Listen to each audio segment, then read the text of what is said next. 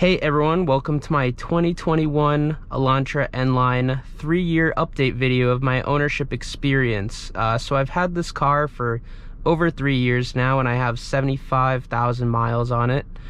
So we'll talk about, things such as maintenance, issues I've had with the car, and how I'm enjoying my ownership. So let's get started. So this is a 2021 Elantra N-Line DCT in the electric shadow color. When I went to go buy this car, this was really the color I was looking for, and thanks to Nashua Hyundai here in New Hampshire, I was able to get that. So as most of you know that have, are returning viewers to this channel, this is my daily driver. This is my everything car, so I rely on it for, many things.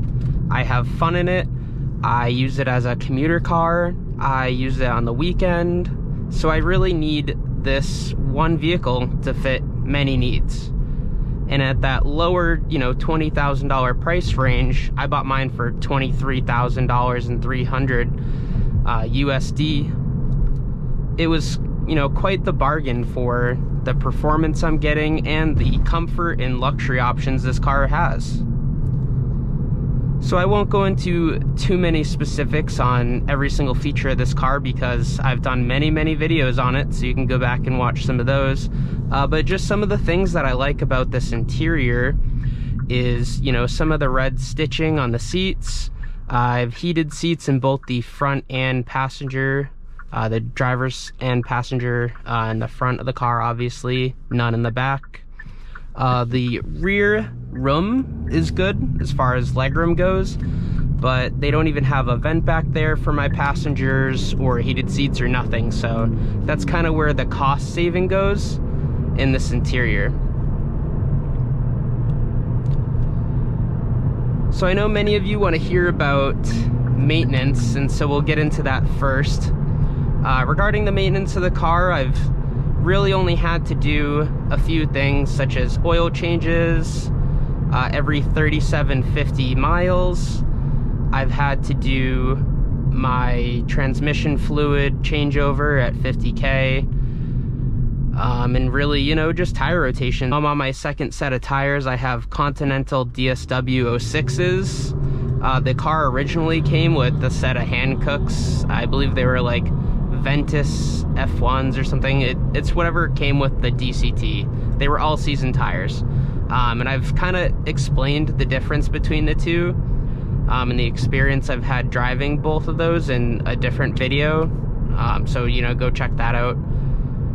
But I will say that these DSW 06s suit me all year round. They're pretty good in the snow, pretty good in the wet, and adequate as far as like sporty driving goes. They give me enough grip without, too much compromise in any sort of category. I think they're just good all the way around, not great. And then there was another once or twice incident where rocks have hit in my car on the highway from big trucks. So we'll start off in some sport mode here. This is kind of one of my favorite roads in the area.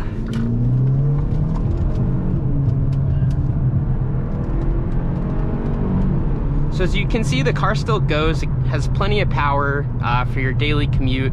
I will say on the highway, it's not great as far as being able to pass most modern cars, just because, a lot of SUVs have 200, 250, even 300 horsepower nowadays. So if someone knows you're trying to pass them, sometimes they'll give you a run for your money.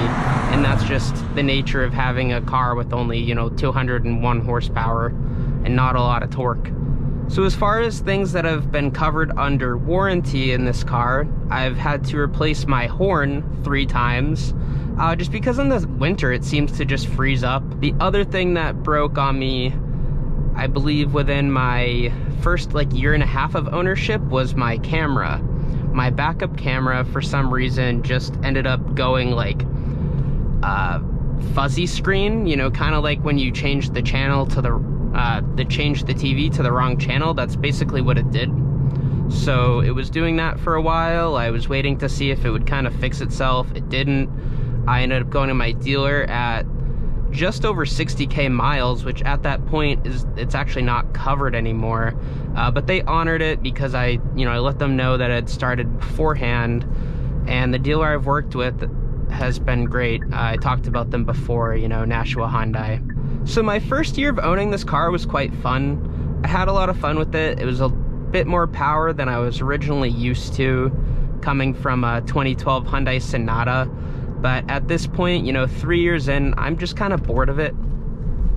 It doesn't have enough power for me, and you know, that's kind of the saying with you know, sports car enthusiasts, is that you end up with just this everlasting desire for more power, at least till a certain point.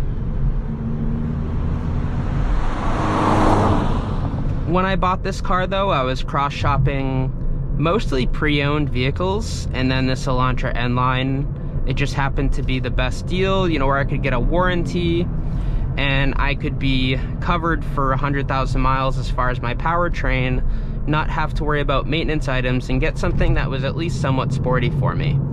So I think it's time for something new after 3 years of owning this car. Not because I don't like it, not because it's not comfortable inside, not because it might have, you know, too many maintenance things coming up. It really just has to be with me being bored after 3 years of ownership. And that's natural. The 2021 Elantra N-Line was a great car. I've had no squeaks, no rattles in this vehicle, even over big bumps and these horrible Massachusetts roads that I often drive on. Overall, this is a great car. As far as what to get, I'm kind of looking in the $35,000 price range, which means WRX, Elantra N, which I've highly considered. But I'm still really not sure if I'm going to get a manual or another dual clutch. So I haven't driven the Elantra N-Line manual, so I can't really speak on that car, but this dual clutch has really held up over 75,000 miles, as some of you have been asking about. I would say when you start the car, even when it was brand new, it tends to kind of be a little bit slushy in the beginning. Like, you get some shifts where you're just kind of going from, you know, second to third gear and it going whoa, and into the next gear. But then as the car warms up, that really just goes away. So some of the more nuanced things I've learned while driving this car over 75,000 miles is that, one of them being, when I'm in sport mode in heavy traffic and I'm at crawling speeds, it's actually horrible. You actually want to be in normal mode when you're at crawling speeds, because when you're in sport, the car will try to keep you in first gear longer, and you'll kind of get this lunging feeling. But if you're in normal mode, the car will shift up to second after, you know, say maybe 3 or 4 miles an hour, and you won't get that. So if anyone's been saying that the dual clutch kind of has that like lunging, crawling feeling, try going into normal mode. Don't run it in sport unless you're actually doing some sporty driving.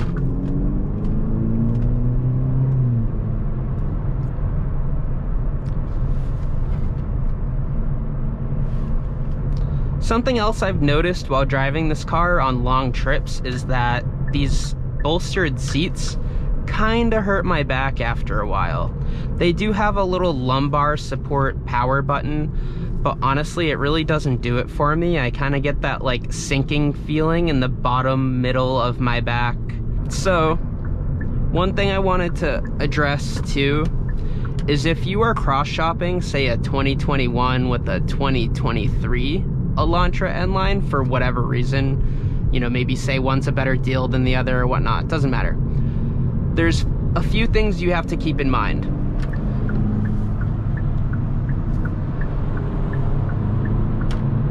With a 2023 car, you are not going to get the LED taillight. They actually removed that, and instead they put some of that money into a new dash, so you actually get a long screen that goes across, pictured here.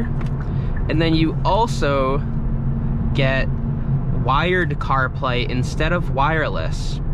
I will say I've had issues with my wireless CarPlay, but overall, if I had to choose a little bit of issues and the convenience of wireless CarPlay to having wired CarPlay, which yes means just plugging in your phone, right, and not having any issues, I would still choose wireless CarPlay. Just because I like to get in my car, keep my phone in my pocket, and then just, you know, click on my Spotify and go. I don't want to have to think about plugging in my phone, as stupid as that sounds. But I've had wireless CarPlay in this car and in this car only, and I'm not sure I can go back. But if you are looking at a 2021 versus a 2023 and newer, you really have to consider that. And the other thing you have to consider is between this and a new Elantra N-Line is if you want to keep the styling, right? If you like the pre-facelift car, get a pre-facelift car. If you like the post-facelift car, get that, right? Everybody has their own opinion on how this car looks on either stage. But me personally, I like the pre-facelift car, but there are plenty of people who think opposite. It's very subjective. I think both cars overall appeal to a lot of people. But me personally, I don't think the post-facelift car looks good. For the post-facelift car, they've also changed the wheels, the rear bumper, and obviously the front end, which is quite controversial with the Elantras.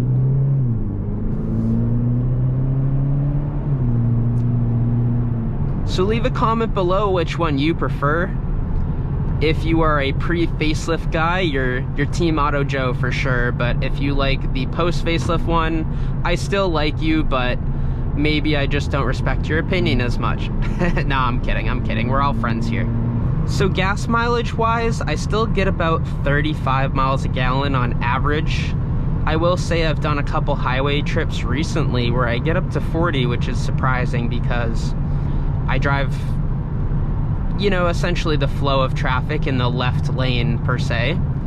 So usually that is a little bit above the speed limit, maybe around 80 miles an hour. So if you're looking for a fuel efficient car, this is definitely one. As far as modifications go, I haven't done much of anything to this car besides some black badges, which I got on eBay.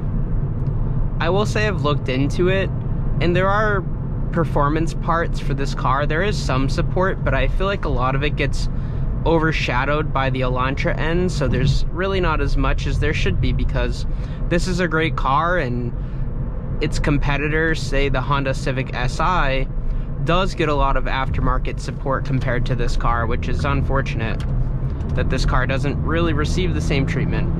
So overall, I will wrap up my ownership experience with saying that this car is a great semi-performance buy at the low to mid $20,000 range, and if you're buying one pre-owned, good for you, because they're actually at a pretty good price point right now. Last gripe regarding this car is that it was sold to me with BlueLink, you know, the Hyundai app that allows you to start your car, set your temperatures, and I've spoke very highly of it in the past. However, they never told me that this was only a 3-year offering, and that after that I would pay to use the app. I would have to pay. So all of a sudden I went to go try to start my car from the app, and it no longer worked after 3 years of ownership, 3 years of using the app.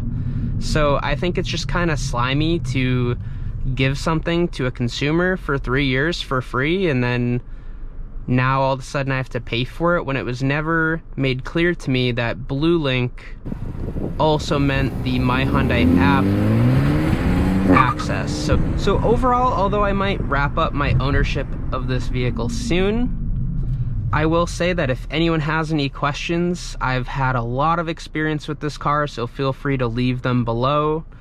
Drop a like, drop a comment, subscribe, do all the things, right? Get me some engagement, get me in some other cars to showcase for you guys. And with that being said, thank you all for watching, and see you next time.